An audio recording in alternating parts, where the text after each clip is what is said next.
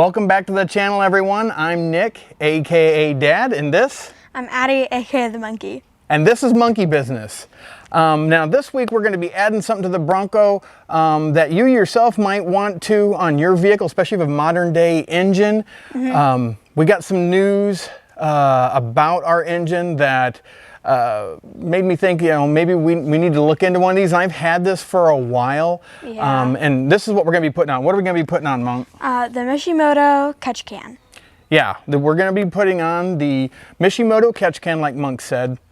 And the reason is I sent off our oil to be analyzed, probably the second or third oil change, and got back that Blackstone Laboratories, who I had sent it to, found there was a lot of gasoline in the oil, which on a modern day engine isn't that alarming, because they do with these turbocharged engines, you will get blow-by, which blow-by is, oil, gas, unburnt gas will get past the piston rings into the crankcase, and then what the PCV valve, which is a positive crankcase valve, or the crankcase valve, there's two different valves, will recirculate that back into your intake, which is supposed to get burnt again.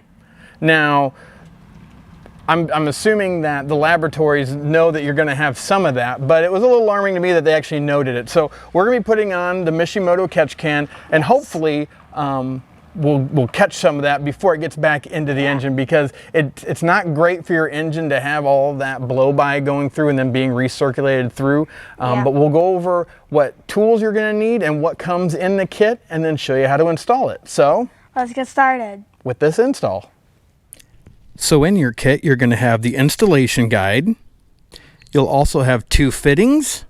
You'll have your baffled oil catch can mounting bracket and mounting hardware, along with a couple zip ties for moving away some of the wiring harnesses. Also included is the tubing and clamps for the baffled catch can going to the intake. And last but not least, you'll have your oiled catch can, which is really nice. It's made of what feels like steel or aluminum, with 2.5 millimeter Allen screws, and also has your in and out ports as well.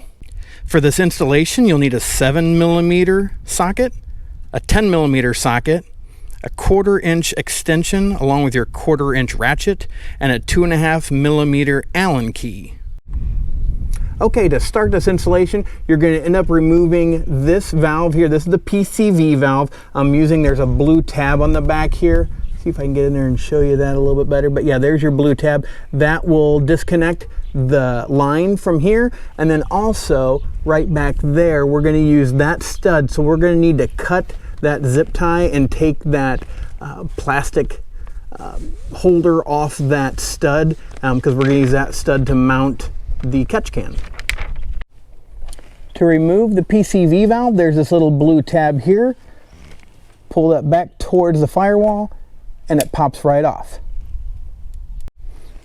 This is the stud that we're going to be using, so we're going to cut that zip tie with a pair of wire cutters and get that out of the way so we can attach our bracket for the oil catch can to it. Along with the wiring stud that we're going to be using, also where your wiring harness goes into its residence here, there's that stud right there, right in the middle of the screen, that we're going to remove that nut and also use that to hold the other side of the bracket on.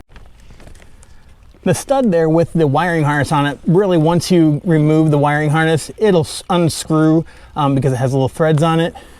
And then our screw right here, or bolt, that we're going to be taking off, is your 10 millimeter.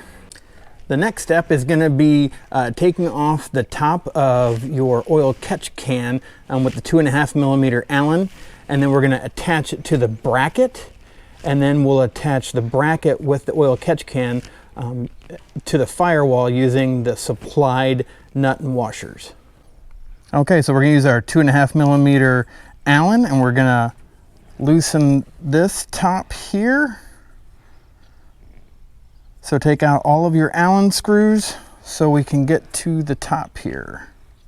All right, now that we have our 2.5 millimeter Allen screws out of the top of the catch can, you're going to take your bracket, you're going to mount it, and it goes Make sure too you have the in and out facing forward. You don't want to get this turned around and then not notice it until you get it into the vehicle. So yeah, make sure that the holes line up, but that the in and out are facing away from where the mounting part of the bracket is. So before we put it in, thought I'd show you a little bit of the inside. And this is what makes those gases turn back into liquids. And then the catch can has that. But that is right there, that 80 micron filter is the biggest part of why I'm putting this on here. And if this works as well as I'm hoping it will, we may be putting on the dual setup so we can get both the PCV valve and the crankcase valve done at the same time and get as much as that blow by out of there as possible. Let's finish this up, get this put on. All right, now that we got everything mounted up to the bracket, let's move this wiring harness a little bit forward to where we can reach back here, and we'll put that kind of on top of the harness here. And you're going to take your washer. Let's get him on there first. Be careful because this is a little tricky to hold on, especially with one hand. What I'm going to do is use my socket to kind of get this started, since I only got one hand holding on the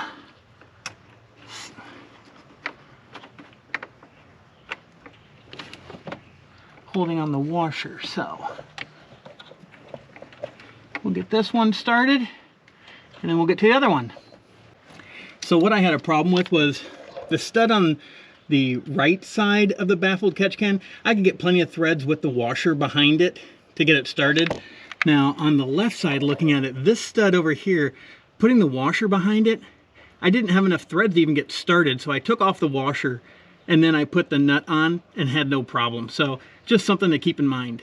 Once you got the catch can bracket and the catch can installed, don't forget we're gonna put on these pieces here for the hoses.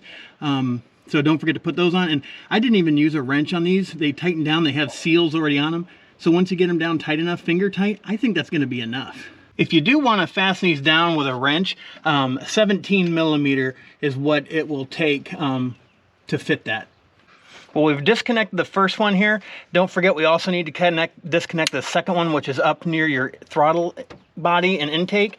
We're gonna pop that just like we did the first one, remove it, and then we will make sure we get these routed correctly.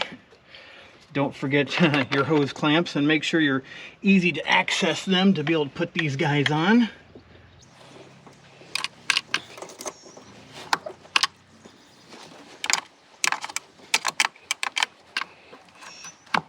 Get him clamped on, getting him moved up. Again, make sure it's easy to get to those clamps here. There we go. Make sure these hoses are all the way on. Click them down to get them in. And again, don't forget your hose clamps and get these all the way on. There we go. And then this is where you will use your 7 millimeter driver to get these tight.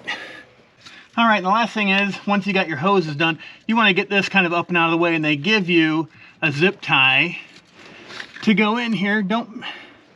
I made it a little too tight. We'll work it down here. So we got a little hole back here that we can push that clip up and through just to get it out of the way. All right, and here's our finished product. Got everything mounted up. Wiring harness is right there, and you can see that little zip tie clip comes right through there.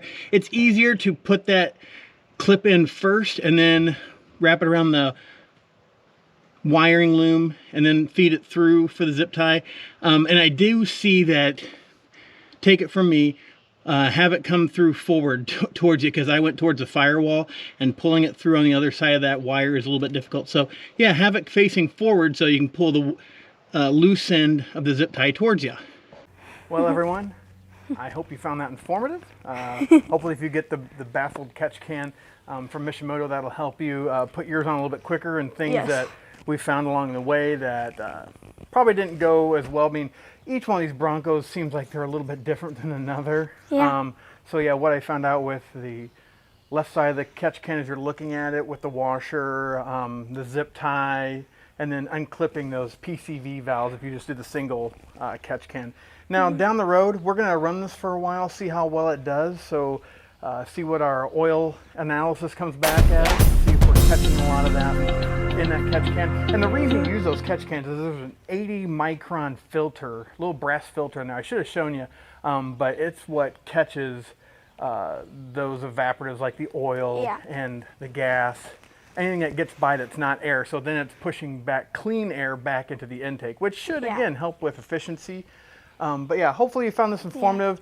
Hopefully it helps you put one of these on, and we'll let you know how it goes. That first oil change we do, we'll unscrew that and show you what it looks like. But we appreciate you watching. Thanks for your support, and have a blessed day.